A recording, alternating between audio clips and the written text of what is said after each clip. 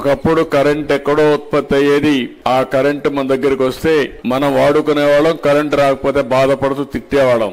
ఇప్పుడు కరెంటు మన ఇంటి మీదనే రూఫ్ టాప్ లో మనం కరెంటు ఉత్పత్తి చేసే పరిస్థితికి వచ్చామంటే ఇది ఒక చరిత్ర అని చెప్పి కూడా నేను మీకు తెలియజేస్తున్నా.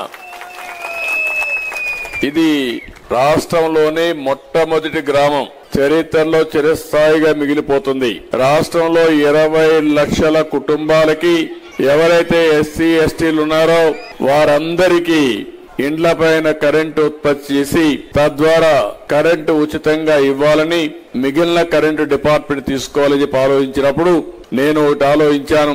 కుప్పం నియోజకవర్గంలో అన్ని ఇండ్లకు సోలార్ పెట్టి తద్వారా మీరు వాడుకున్న తర్వాత కరెంటు డిపార్ట్మెంట్ కి ఇచ్చే ఏర్పాటు చేశామని చెప్పి కూడా నేను మీకు తెలియజేస్తున్నా. ఆ సందర్భంగా విజయానంద్ గారు నిన్నటి వరకు ఎనర్జీ సెక్రటరీగా పనిచేసి సిఎస్ గా పనిచేసి ఇప్పుడు చీఫ్ సెక్రటరీ రాష్ట్రానికి అయ్యారు. వారు వచ్చారు. నేను 2014లో ముఖ్యమంత్రి అయినప్పుడు సోలార్ కరెంటుకి ఎక్కువ ప్రాధాన్యత ఇచ్చాను, విండ్ కరెంటుకి ఎక్కువ ప్రాధాన్యత ఇచ్చాను. భవిష్యత్తులో కరెంటు ఛార్జీలు తగ్గుతాయి, సోలార్ వల్ల విండ్ వల్ల కరెంటు తయారు చేస్తే తద్వారా చాలా ఖర్చు తగ్గి మనకు కూడా వినియోగదారులకు భారం తగ్గుతుందని ఆ రోజు చెప్పాను.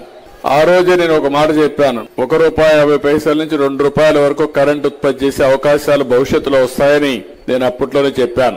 ఈ రోజు మనం ఒకసారి చూస్తే ప్రధానమంత్రి గారు ఒక కార్యక్రమం తీసుకున్నారు, సూర్యఘర్ అని. మన ఇండ్ల పైన కరెంటు ఉత్పత్తి చేసుకునే కార్యక్రమానికి శ్రీకారం చుట్టారు. ప్రతి ఒక్కరికి 2 కిలోవాట్లు కరెంటు ఉత్పత్తి చేసుకోవడానికి సబ్సిడీ ఇస్తారు. ఒక్కొక్క కిలోవాట్కి ₹30,000 చొప్పున 60,000 ఇస్తారు. కానీ ఈ రోజు 2 కిలోవాట్లు పెట్టుకోవాలంటే 1,15,000 అవుతుంది.